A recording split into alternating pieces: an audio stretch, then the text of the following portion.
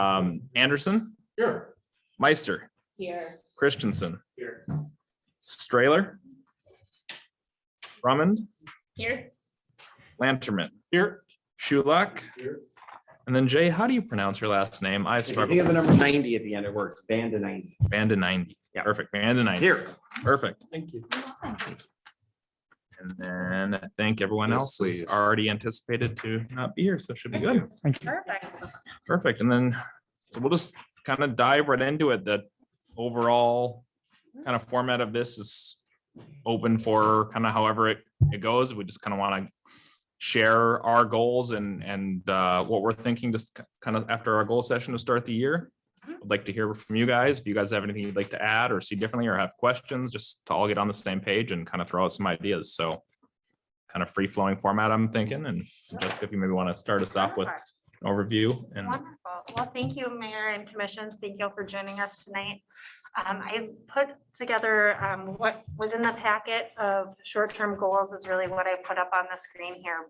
We have 7 short-term goals that the city is looking at accomplishing this year, and we did put together some measurables and adopt those at the last council meeting here and earlier this month in February. So our main our first goal is really to consider current methods of communication with public involvement, looking at the website, newsletter, and other requirements. Our key measurable with that one is to look at options for viewing the city code online, as well as review information and our requirements that are out on the city's website.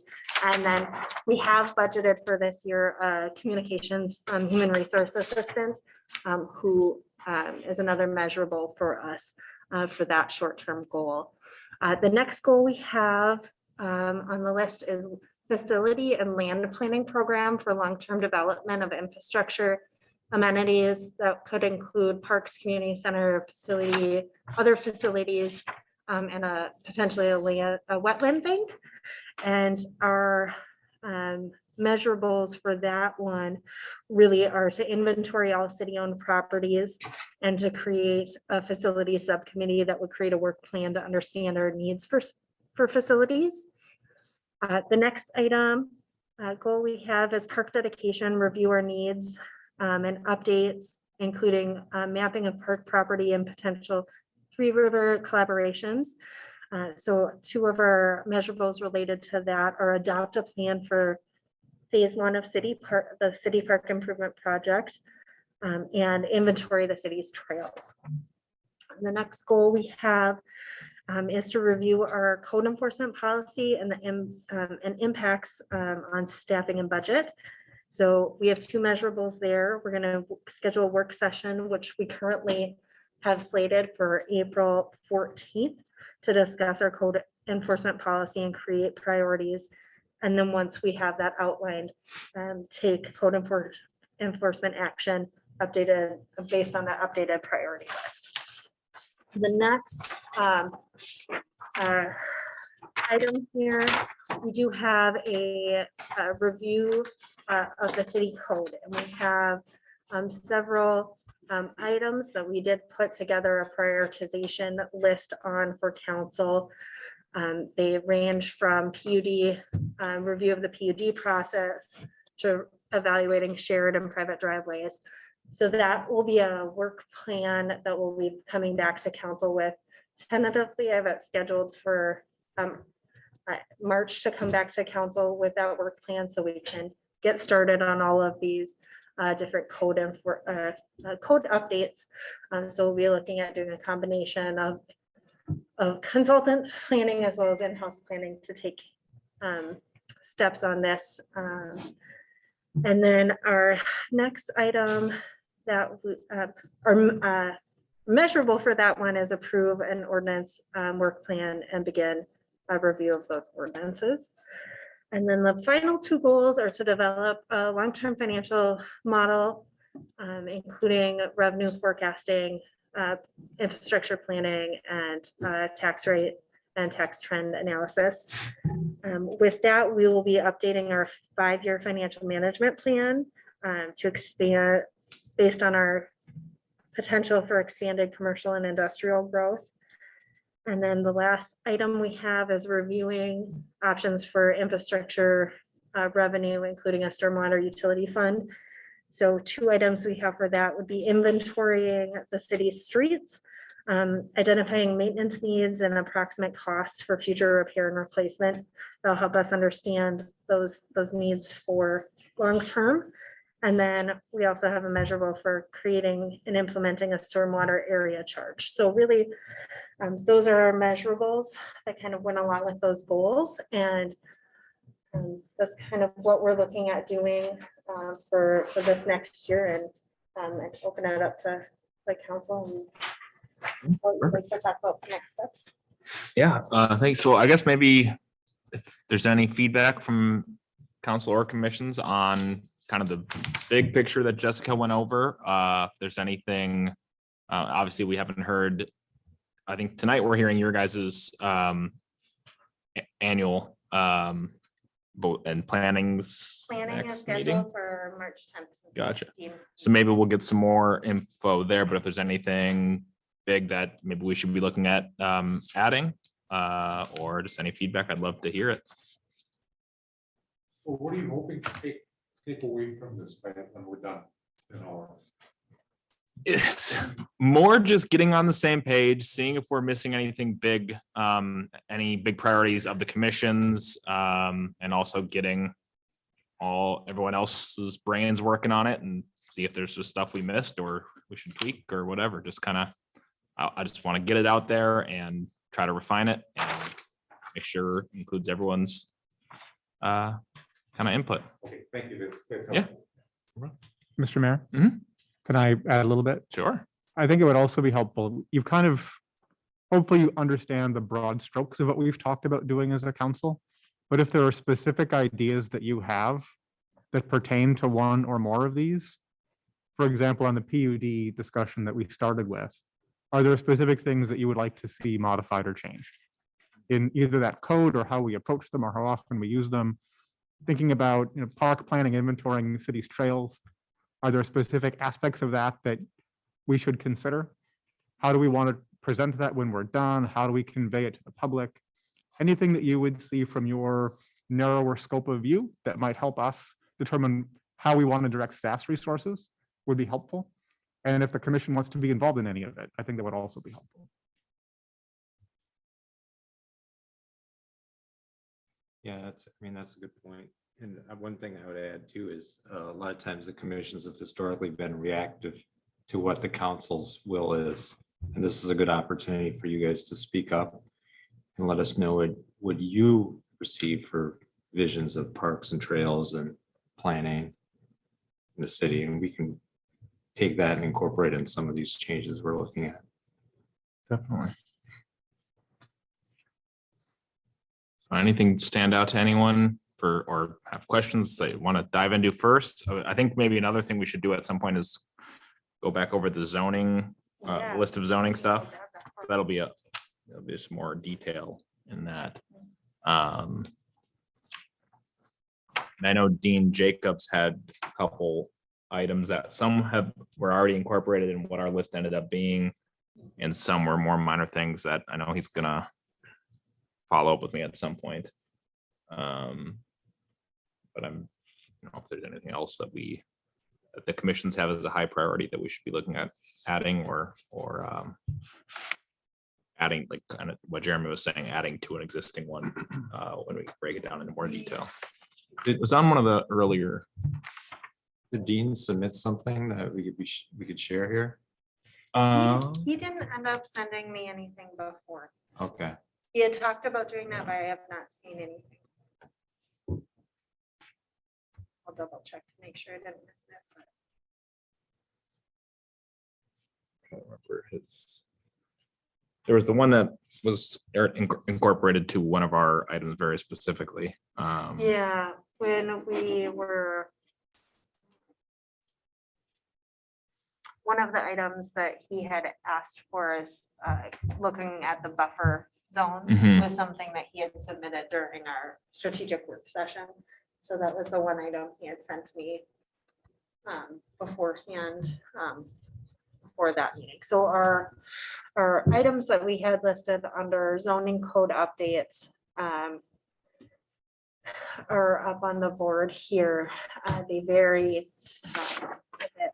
PUD process to better align with comprehensive plan goals, looking at setback requirements and residential subdivisions, monitor, review and modifying buffer zones between different developments and public areas, looking at ways to incentivize natural resource preservation or enhancements, consider credits for tree plantings and encourage more mature trees, development densities in non-MUSA areas, just reviewing that, looking at whether or not we should continue to allow shared and private driveways.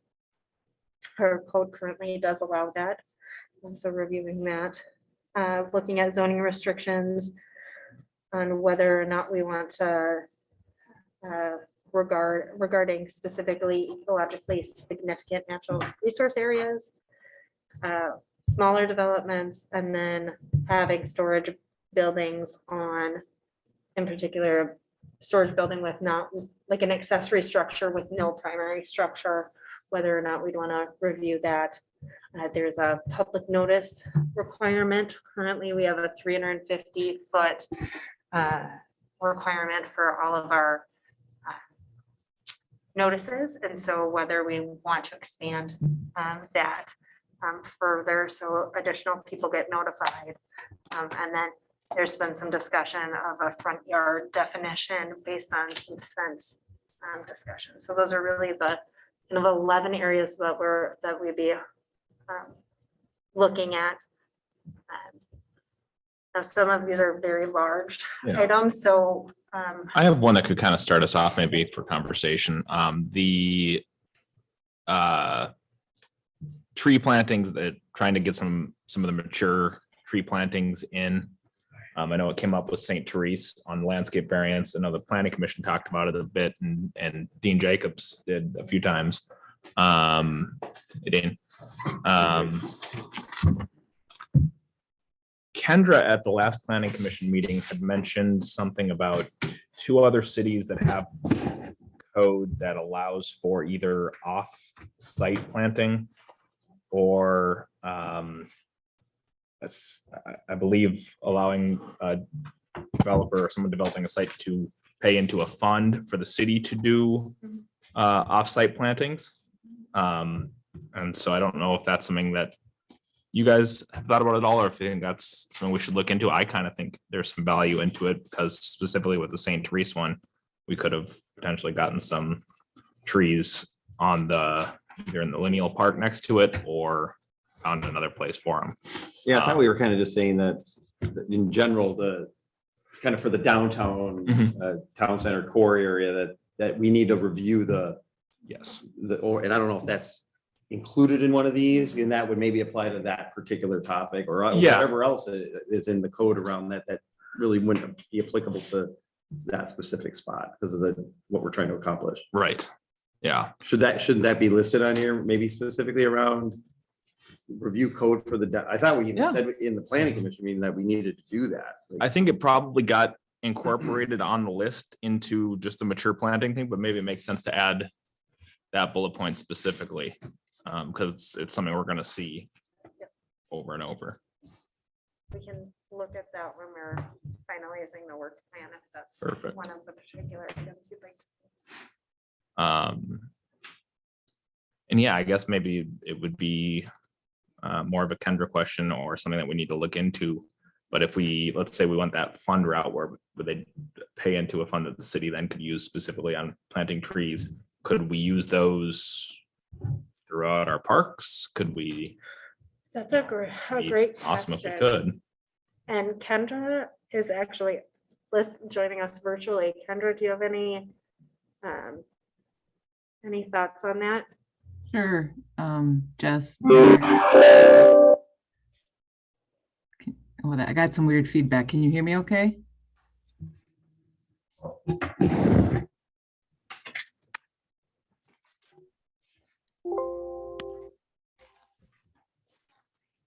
Can you hear me, Jessica? Okay, Kendra, can you try one more time? Can you hear me now?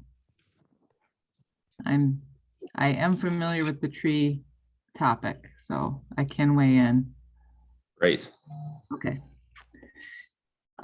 Yes, Mr. Mayor, council members, there are cities who generally it's sort of tied in with their tree preservation ordinance.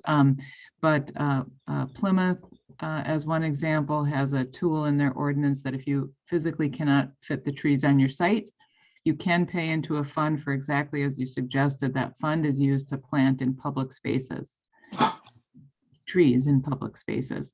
Gotcha. I'd have to look at some of the other cities, but I'm fairly certain Minnetonka has something similar. Okay. But that's something we or city staff could certainly research and pull together. But as I know of several cities that do something like that. Awesome. Thank you. Mhm. All right, well, maybe that's something that we should do some digging into. So since we're talking about. Yeah. trees, We've just started a little work on making some suggested tree varieties. Okay. Developers tend to bring in sort of the latest and greatest, what probably is the most popular and the oftentimes least expensive. And some of them are okay, a lot of them are okay, Mhm. but sometimes we can really do better. Some things that are this part of the world, we don't see many oaks planted by developers, more likely to see some maples, which don't ever grow anywhere except under cultivation.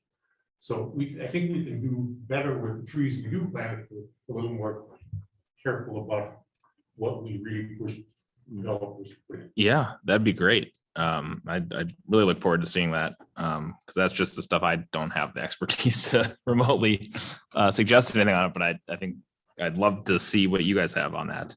I think more variety would also be good, Yeah. just to ensure that we're disease resistant.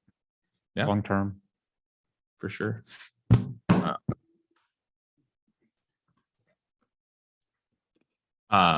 Did you have something else? Okay.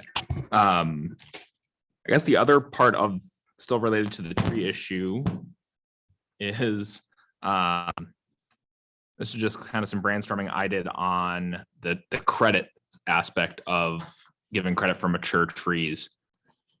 And I don't know if I like it or not, but I kind of just wanted to throw it out there and see what people thought. Kind of like how we give not so much credit, but we have an equivalency for overstory, understory trees. So you can, it's however many overstory equivalent. I was thinking,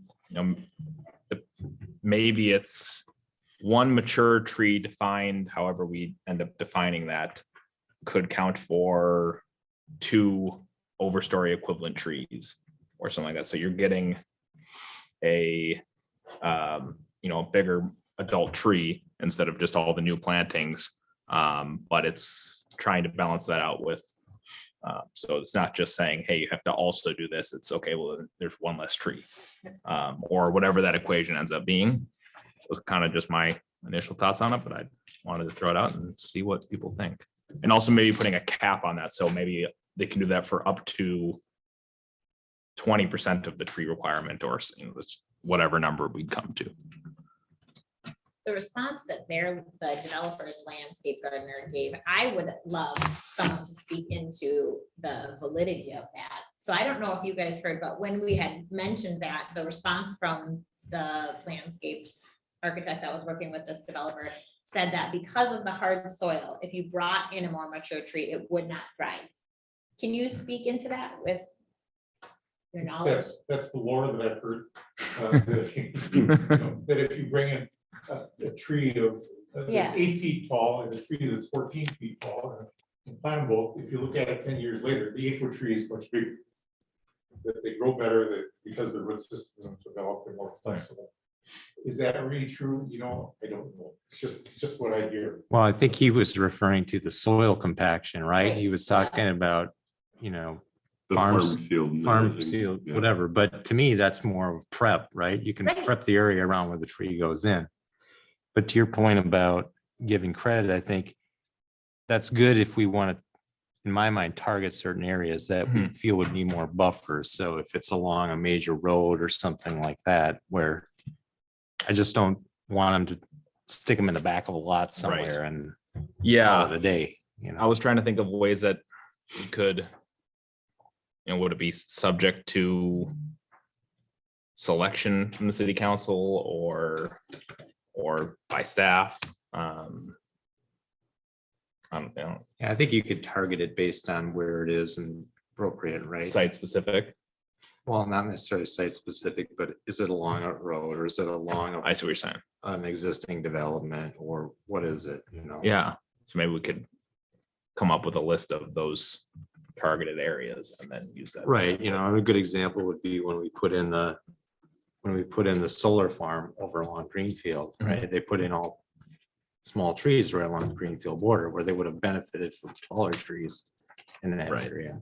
Yeah, makes sense. I like that. But I'd also want more information on the lore, because I don't want Yeah. to create an ordinance that ends up shooting, or like an opportunity that ends up shooting us in the foot Right. Mhm. either. Yeah, maybe I could try to reach out to Heidi just down the road. I'm That's sure what I was she, gonna say, like, if we can draw from the expertise that's already within the community. Yeah. She's a phenomenal resource. I'm sure she'd know. So I'll give her a call, see what I can find out. She'll ask Jordan and Jordan will know. That works. That works. Any other big ones that jump out to people? No, let's see here. I'm pretty, I was interested in the Parks and Trails one, the second one.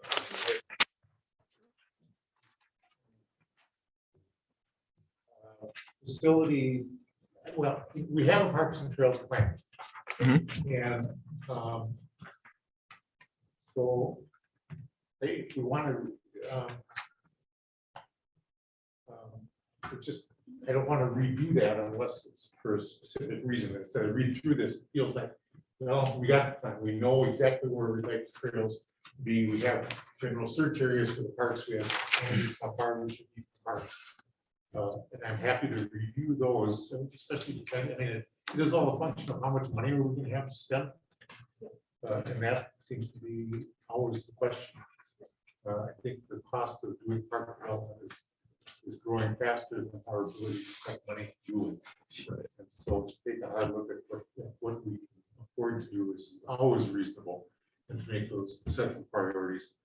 But we should, I would really like to start with the plan that we've got. And Yeah. work from there. You're talking about the second one on the first page there, like the first one of the second set. Section, yep.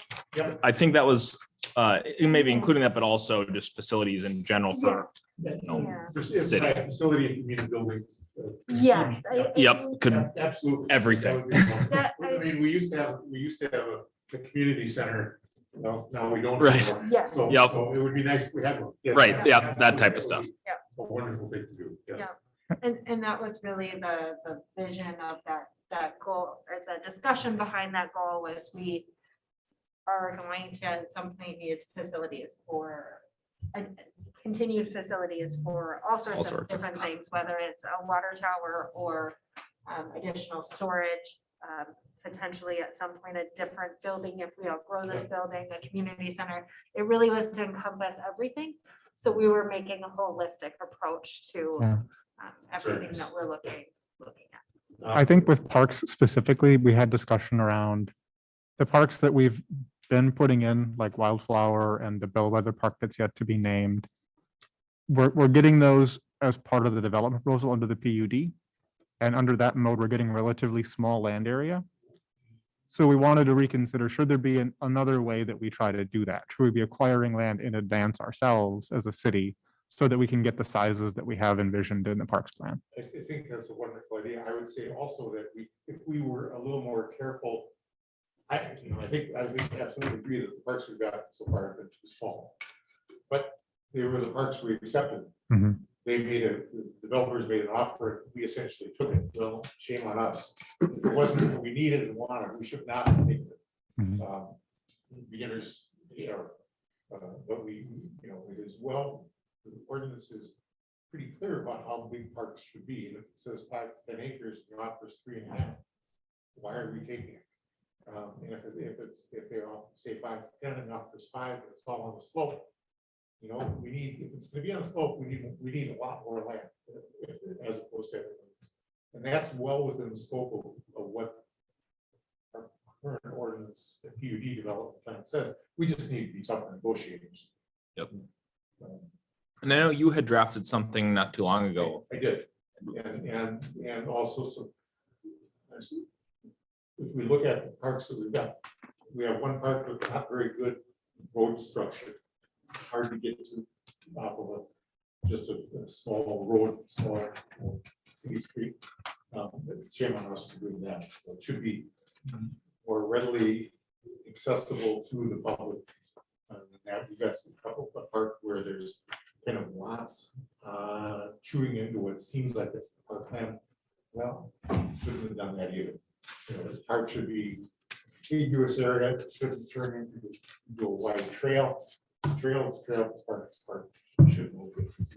So yeah, I have started with that. Gotcha. Well, Suggestions so that we can say to a developer, here, we come with our plan. yeah, We say, you know, this is not going to fly. Our commission won't like it. Even if they do, the city council will not, and then send them back to get that fixed. yeah, I like that. And maybe that's something we could, when developers come in for sketch plans, we can have that to give to them.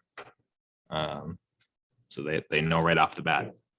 I like that. Also helpful for just everybody else to know. So I like the gathering of minds, because then it feels like we have things that we can sink our teeth into if we're making recommendations as well. If we're just aware of the ultimate overall goal. Yeah, Yeah, and I wanted to see a map of where we had park dedication land in some of these developments where we've taken trail easements. We have taken trail easements. Thank you for that one. Yeah, we've tried doing that, and it is amazingly difficult. Because until the plan is already technically filed, nothing is in place. So some of the early ones we did, we went through the whole process, and then the developer dropped out. So we thought we had something, but in fact we don't. So it's not a trivial process to go through and sort that all out. There may be some natural resources easements, things that cannot be developed by state rule or by, and we also, I think, would really want to track that down, because that's valuable information for us to have as development is coming up. So it would be really good to track that down. So that can also be heard. Yeah, it's just good to know, because what we're missing in the puzzle. Yes. Yeah. Because it would be nice to see some of these things eventually fit together, and we don't want to pass that moment by chance and take cash when we really should have taken land, Right, and we have faced a couple of developments a fairly long time ago. Well, which side of the road is the trail going to be on? And so we may have a couple spots where we've got development easements on both sides of the road. That's not necessarily a bad thing, because we don't know, we just, the process of choosing a side is a non-trivial one, as Three Rivers knows. And we just didn't have any way of doing that evaluation early on. So whether we actually do, I'm not sure. We should talk about it. let's see. And again, if anything pops, Well, yeah, go right Good ahead. question, because he mentioned the PUD process. So Mhm. that is one of the goals, and you would touch on it when you read through the zoning ordinance rules. I guess I have more of a question than a comment. Are you looking for a complete review and tweaking so that it works better, or are you looking for something entirely different? Process? I think there's been a lot of different things thrown out about how we want to look at PUDs. And I don't know that we've settled on one specific route. I know, Jeremy, you mentioned something not two meetings ago or last meeting on it. Do you have any thoughts on where, I know it's a So- big issue for you. So at the last goal setting session in 2021, this was an item that we listed as one of our top 3. We didn't end up getting to it in the course of 2021. At that time, Manoj Thomas, who's no longer on the council, had the notion that we should limit the use of PUDs and rely on the code and ensure the code actually reflects what we want. And the PUD shouldn't be the route of first resort in most cases. I would support that. I think other things we could do, there's a lot of good language if you look at Dayton's PUD ordinance, where they detail out the purpose of their PUD is to preserve open space and preserve high-value natural resource areas that couldn't be preserved in any other way. So we could put more specific language into the PUD ordinance that narrows the scope of the things that can be offered to the city in exchange for flexibility. We could also look at, I mentioned in the last meeting, we're at a lot of structural disadvantage in the PUD process because of the restrictions that the city decision makers were placed under by state law. So we can't communicate with one another outside of open forum in public meetings. So it's hard to come up with a concrete negotiating position on a particular parcel when you can't talk to the decision makers.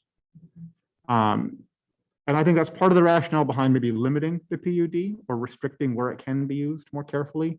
You could also consider raising the bar for approval on PUDs. So in certain cases, when we try to rezone from residential to industrial or residential to commercial, the ordinance calls for a 4/5 majority. Or sorry, a 2/3 majority, which for the 5-member council becomes 4/5. You could also look at whether you want to do the same kind of thing for certain PUDs, depending upon the nature of the PUD and what the area is that you're doing it in. So there's a number of things that we could do. I think I'm open to any discussion. I wouldn't rule out a wholesale rewrite necessarily, but I think you could also do a lot with some minor changes as well. I'd be interested to hear what the planning commission thinks on that, being the ones who has to deal with it a lot. And same with you guys both being formerly on the planning commission. I know PUDs have been a constant thing for us in the last 5-ish years, 6-ish years, and have been a source of a lot of frustration. So yeah, any thoughts on what you'd like to see? Yeah. Mark? Well, Oh, sorry. oh, no, go ahead. Yeah, I couldn't agree with you more. I think that PUDs are nothing more than a way to circumvent our code. And the reason why we do it is because our code is a mess. So over 700 pages of Band-Aids. Okay, I think it should be rewritten because I think rewriting it, you need a law degree to understand what's being said in our code. And that's why there's a lot of confusion and a lot of frustration. And I do agree with you. I think that we should, I personally, I think we should try to rewrite it. I think we should rewrite it so that our residents understand it. 700 pages of just amendments, it's not accomplishing it. And because it's so confusing, that's why we have to rely on PUDs. And everything I hear getting approved is a PUD. I personally, I think that if the code is rewritten and rewritten well, it'll not only minimize the use of PUDs, but I mean, if it's done right, it could possibly even eliminate the need for PUDs. If it's done right. Right. Appreciate it. Corinne, did you have some? I was just going to say that I know that to acknowledge not only the difficulties with not being able to communicate with one another, but really trying to negotiate with people whose full-time job is to like get everything they possibly can out of city's codes. So just recognizing that as a challenge, right? When this is the position that council members serve in. And so I would like to see whatever is most helpful in that process, empowering for whoever serves on the council at any given time when working with that. And if that's just making the code more understandable so that as residents step into those positions to serve, or as you guys continue to serve, that is easily accomplished. But just recognizing that that becomes a big, that component of working with the negotiators or litigators for the developers, it makes it an additional challenge, I think, without being able to communicate with one another. Yeah, appreciate it. On the PUD side too, I don't know which wise one of us said this and stuff, but it would be neat to the PUD, one of the items that makes it a PUD is it benefits the city for some reason. Trees, decent parks, park dedication, those kind of things. Infrastructure, other than we're putting sewer and water and we're stubbing it to the property next door when that landowner ever wants. It'd be nice if we could define What those are. more specific things that what benefits the city. And I don't want it to just benefit staff, public works, those kind of things. I want it to benefit the residents of the city. I think I said it a while back. It'd be neat to see parks be able to come up with a plan and such for a community center.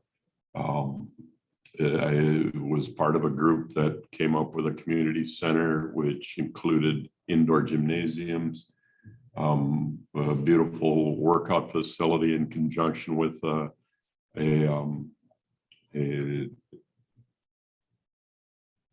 corporation that helped build the facility, and the workout facility is there. Indoor, outdoor water parks, hockey rinks, all of those things. I'm speaking specifically to Maple Grove. That park board came up with a number of great ideas, thoughts, and the cost to the city was the time spent to get bonds to pay for it. And in 4.5 to 5 years, it paid for itself. It paid back the bonds, everything.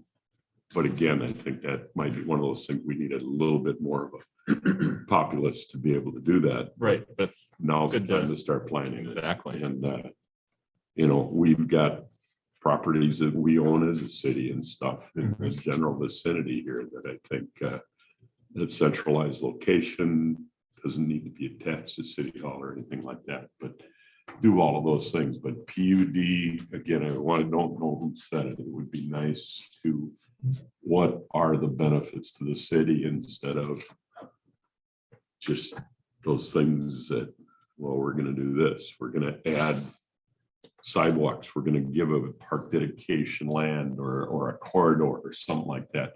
Are those really what we are going to base an entire PUD on, or some more meat into this? I think we all agreed we've got to be able to say no up here on some things when it just isn't truly benefiting. Can I ask for some input on a policy idea? So I'm often confused whether benefits that are cited in PUD proposals are over and above what would be required by code in the first place. So for example, park dedication, we by code ask for 15% all of the time in most residential anyway. Streets have to go in regardless. City sewer and water have to go in regardless if they're doing it by PUD or they're doing it by code. I would like when PUD proposals come before council, I would like staff to tell us what is above the code requirement and not allow the issue to be muddled with what code already requires them to do versus what they're going above and beyond to get the things they're asking for approved. I think that would help. Like that. Thoughts on that? Yes, that would be incredibly Perfect. helpful. It really would. Yeah, I agree. Because as best as we try to be updated on what code is and what have your ordinances, it isn't very clear what is typical or what comes with meeting standards and what is exceeding standards. So yeah, I think that would be very helpful in the staff presentation. Mark, and then- I agree. At the last council meeting, you said a benefit to whom? Is it a benefit that I'm gonna run 50 feet of sidewalk in front of a home that I'm building for my customer? Where is that benefit? Is it a benefit to the city as a whole and our residents? Or is it a benefit that they're building for their customers that they should be building for their customers anyway? So I think we need to define clearly what is a benefit. Okay, I could say, hey, I'm gonna develop this land. I'm gonna put in a clubhouse and an indoor swimming pool and basketball courts, but it's only for the people in my neighborhood. Okay, that's a benefit for the builders, customers, not a benefit for our citizens. Right. And I think we need to define that law.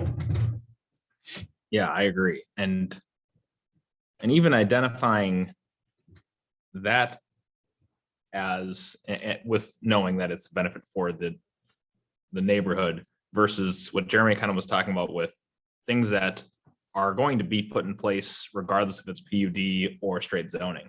There's going to be a sidewalk if it's straight zoning or it's a PUD. There's going to be park dedication either way.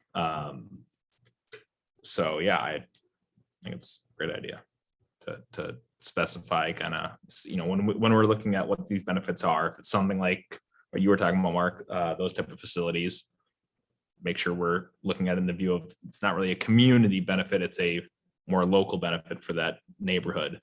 And then what are the bigger picture true community benefits? Well, and I guess it's important, I would urge the council to be skeptical when you hear someone come before you talking about all of the great benefits. They don't sound that great to me. None of them impact me. How does this affect my neighbors? But again, putting in a playground that's only for this neighborhood isn't much of a benefit. And I think Tom said, we need to be better negotiators. And I think that if we better define what a benefit is and then stick to it, I think we'll be better off. Yeah, how do we deal with something like that? I mean, the wildflower one, I know people that have gone there that don't live in that neighborhood that were using the park, and somebody came up and asked them, where do you live? Yeah. And it didn't live in the neighborhood. Well, this isn't your park. You can't be here, but it's a city park. I mean, That one is a city park. Yeah, Yeah. it's open to the public for sure. it's extremely selfish on some of our residents that this is ours.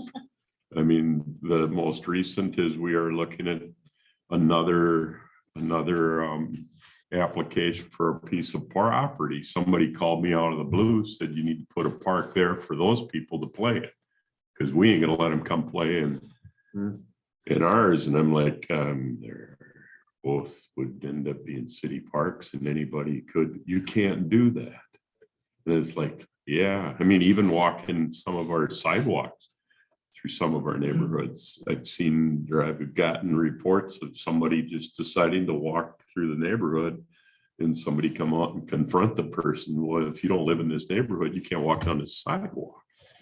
And it just, that selfishness is irritating to me at best. I make trips through many neighborhoods, and I've had people say, you don't live around here. What are you doing in our neighborhood? I'm one of your city council members, and I like what I see. I'm trying to come up with new thoughts and new ideas and stuff. Well, yeah, but you didn't pay for these roads or sidewalks. What are you doing in the neighborhood? They're all public sidewalks, public streets, so. Yeah. Well, some of that is Crazy. personality you're never gonna get away from. Yeah. And some of Yeah. it's protection of your neighborhood, right?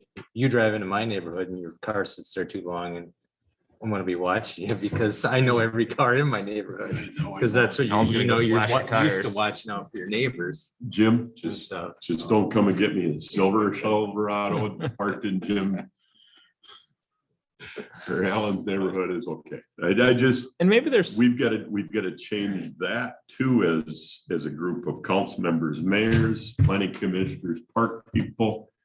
we've got to communicate to everyone, and I don't know how many times I've said it on the planning commission, we are volunteers representing everybody that comes upset to these meetings.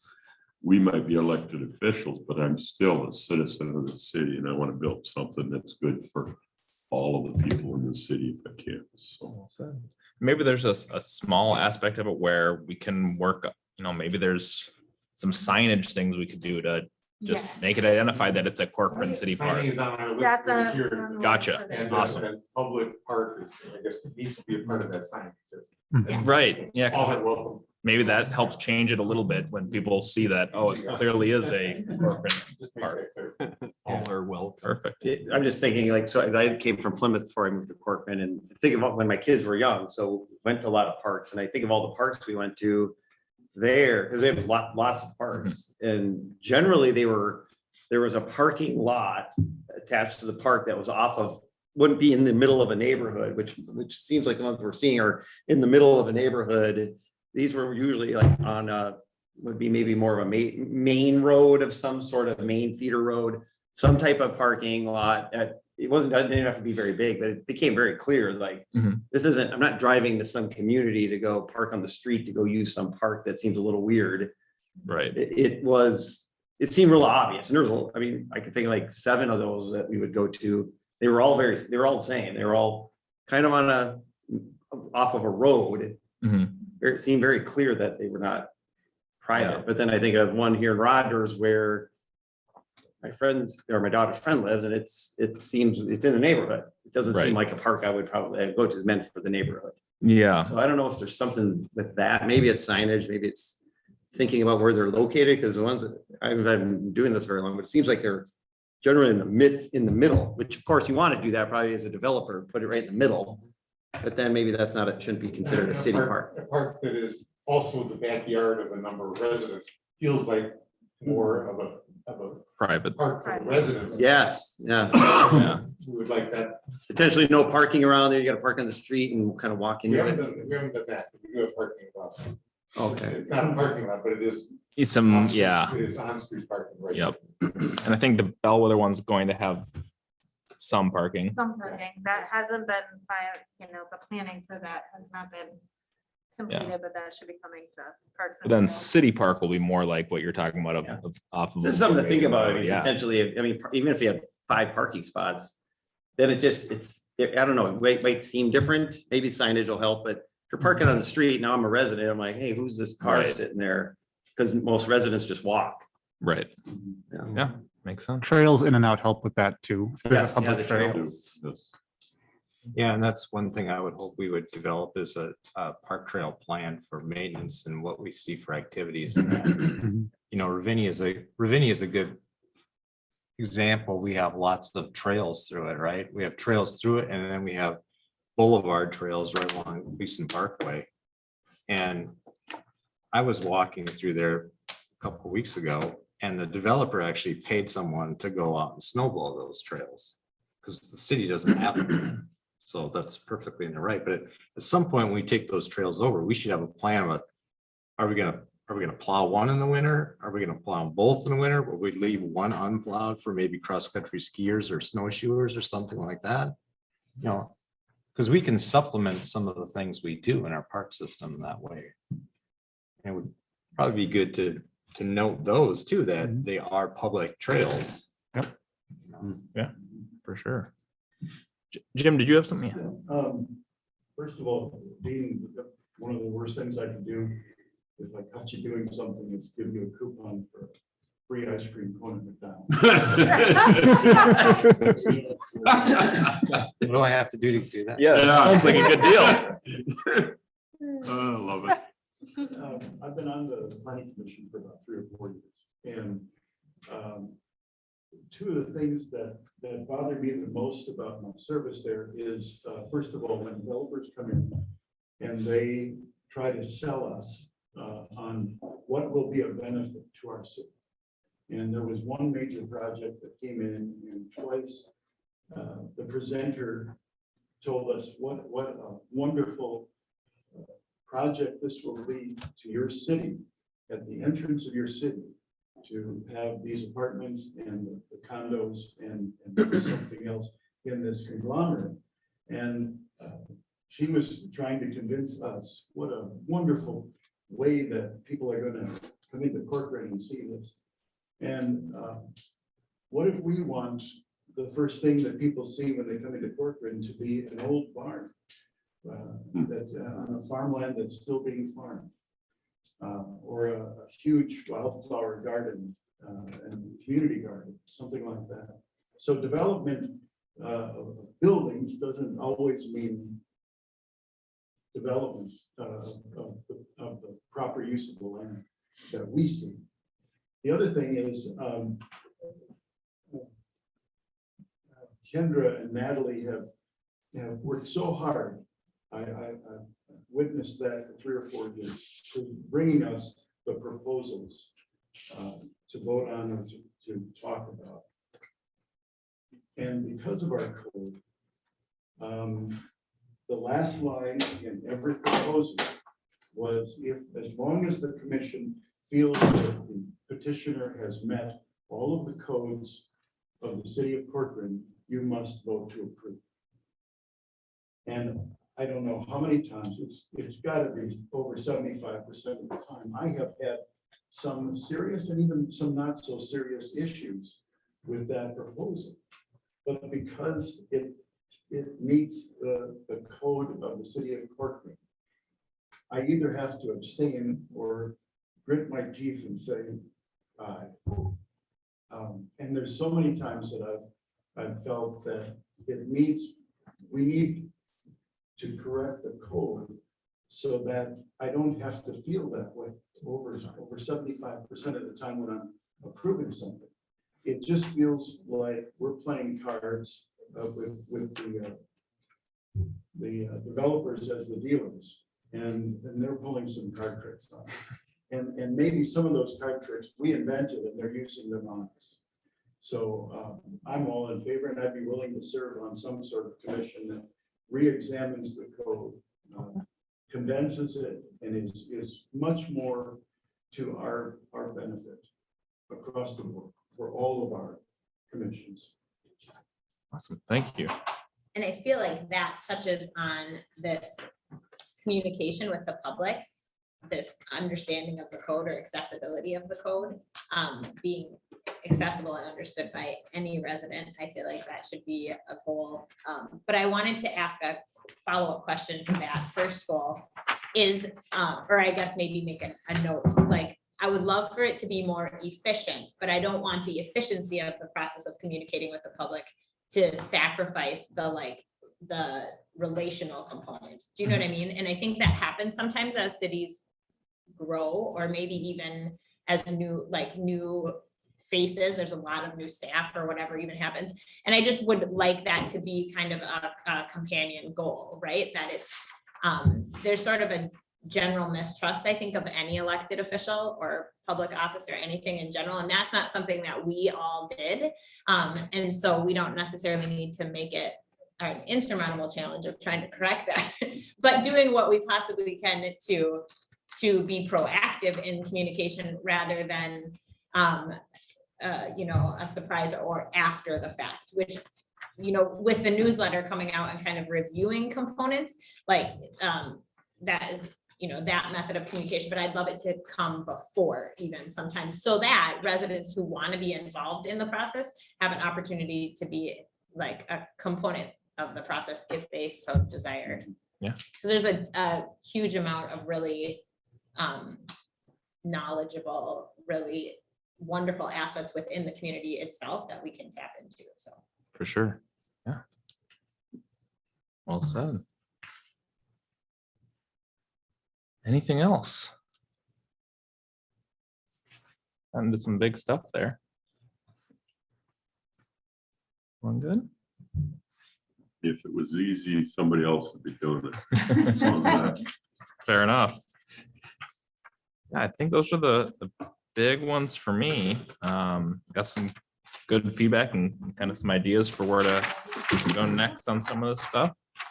Yeah, so Should we talk a little more about the wetland banking idea? Sure. 'Cause I know that when council discussed it, I think it was Alan's idea originally that No, it's not mine, it's Kevin's. was it Kevin's? Okay, well, we'll give credit to Kevin then. Kevin, Kevin's corner. Kevin's Corner.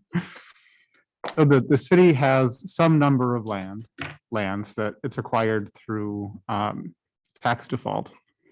And we are obligated to find something constructive to do with them. And one idea that Kevin proposed was that we convert them into wetland banks. So wetland banks are a resource that can be developed by anyone to permanently preserve wetland area.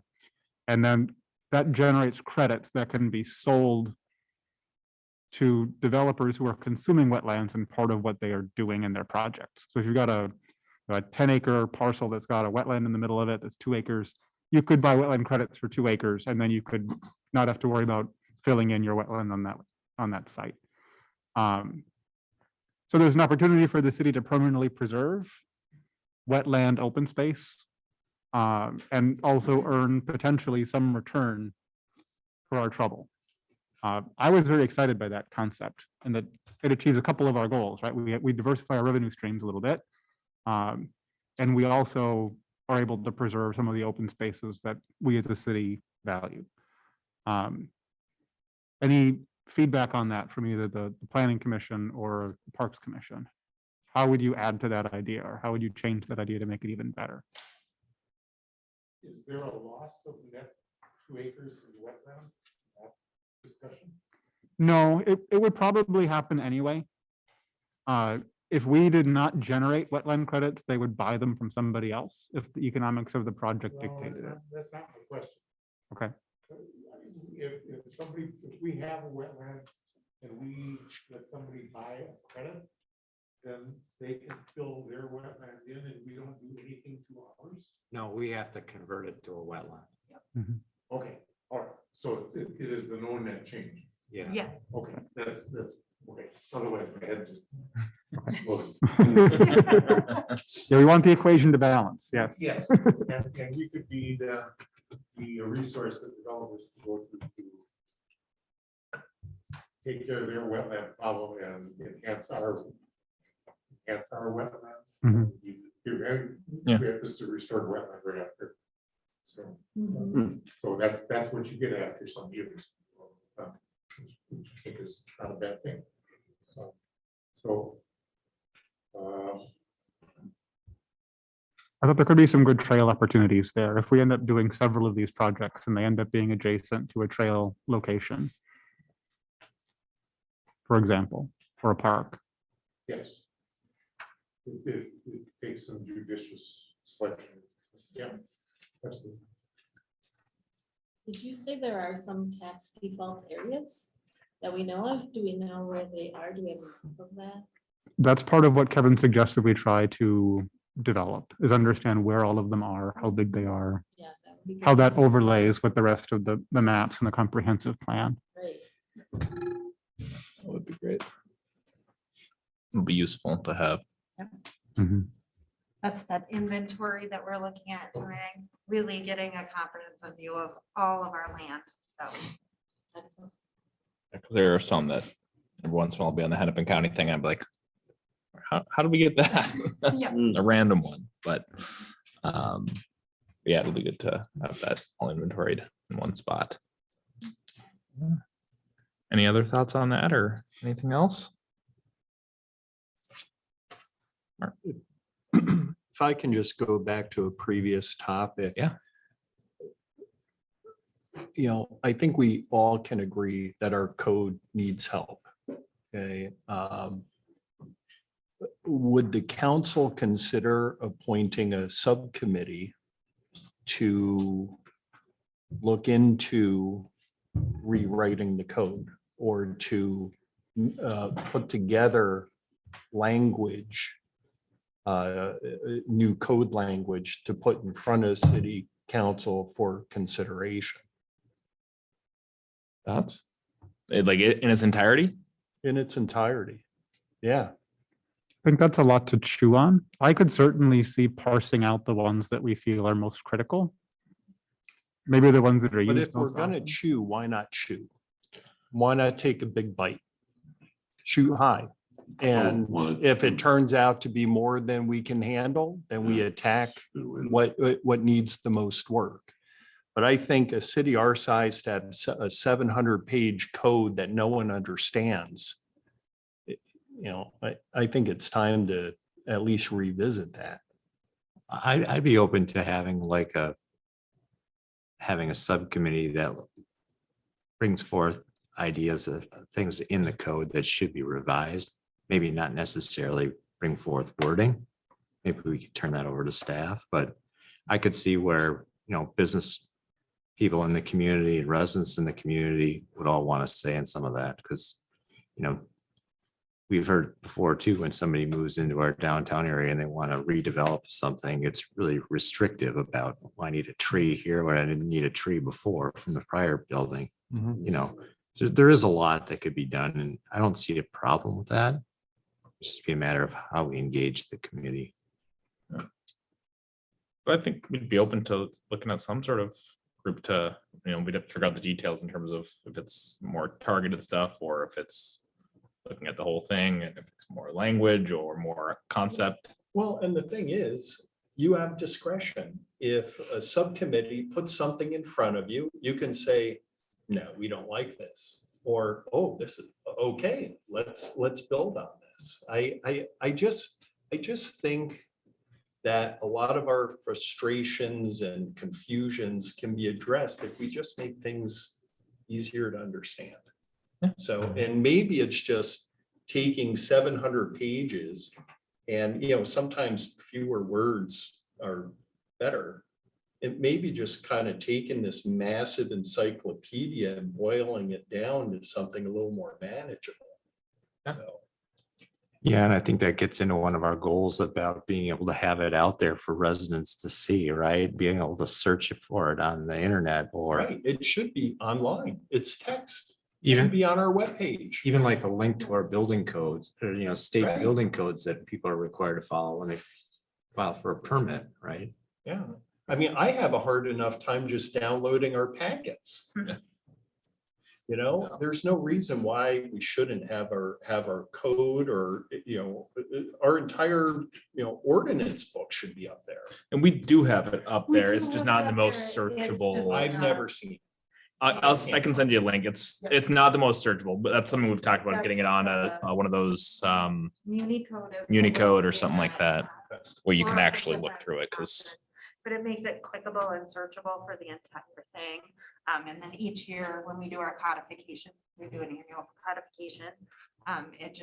We'd incorporate that in any new ordinances for the next year, once a year. But makes it a little bit easier to use and yeah, because I have the same issues now where you like with packets where you open it and it'll take forever and then sometimes it'll crash and you have to start all over and it can be a pain sometimes. So it'd be a lot easier. But yeah, so I think that's the subcommittee thing, something we'd be open to. Maybe we'll bounce it around a little bit more on council and see what exactly we're looking for, but be open to it. Yeah. Cool. Just some. All right. Well, I thank you guys for making time tonight. This was great. And I like just kind of getting all on the same page and in the same room to somewhat start the year. We're almost into March, but still feels like it's the beginning of the year. So perfect. Well, if there's nothing else, I will entertain One thing. Jim, you and I sat next to each other for a year and a couple of years. Instead of just rubber stamping and such, I think it's one of those things that it would be nice if we could speak our piece on why we don't like it, but if we don't have a choice, we don't have a choice. I mean, we talked about kind of stepping up and not feeling bad about saying no to something that just doesn't seem to look right or smell right or whatever. So that caveat of, well, it tells me I have to, I still don't think it's right because of this. I don't want anybody to feel bad saying this just doesn't feel right. And this Yeah. is what I'm doing. And the ordinance is too vague, I mean, whatever scenario that's coming up, I'd much rather hear that input and say, I abstain, I can't say no, I just don't throw our arms up. We've got to step forward. Yeah, it's great that Speak our piece. the more feedback we can get on that type of stuff, the better it is the easier it is for us to be making the decisions when it comes to us after you guys. So yeah, please don't be afraid to do that. That's useful information for us. I think another way to improve the way the reports are constructed would be to list out, these are the items that clearly meet numeric targets that are satisfied. These are the things that staff's opinion is satisfies the intent of the ordinance, or the things that are judgment calls. And then if the commission disagrees with one of those, I don't think this provision actually satisfies the intent of the ordinance. That's the kind of thing that you're allowed to reject for. Whether it's a CUP that you don't feel something is satisfied, or if it's a PUD, you don't feel the value is there. Those are things that are kind of I don't want to say it's a judgment call, but there's a judgment involved in making your decision, and you're allowed to exercise your own internal wisdom. That's why you were appointed, is to exercise that judgment. So don't feel like you can't because it says that if you feel like it meets, you have to approve. The real question is, do you feel it meets? And if the answer is no, you should say that. I still want an ice cream cone, Jim. Me too. You got me going. Yes. Well, I was gonna say, if there's things that you're voting on that you feel we really shouldn't be going that direction of the city, if they meet the ordinance, we have to go with them, right? Because you can't tell somebody no that has a lawful request. But if you feel that there's something that we should change or look at in the future, make sure you're bringing it up, and we can address it in situations like this, or future goal sessions. So it can get changed for the future. And even if it's just being brought up at the meeting itself, when it's easy for us to go back and watch it on YouTube and get the whole context of what was being said. So it's very helpful. Yeah, and don't feel like you can't contact us anytime. For sure. This meeting might be over at 7, but you can call us whenever you want, or email us and give us your opinions, because we value those opinions. A lot. Mhm. So, okay, and I will go ahead and entertain a motion to adjourn. So moved. Second. Third. All right, all those in favor say aye. Aye.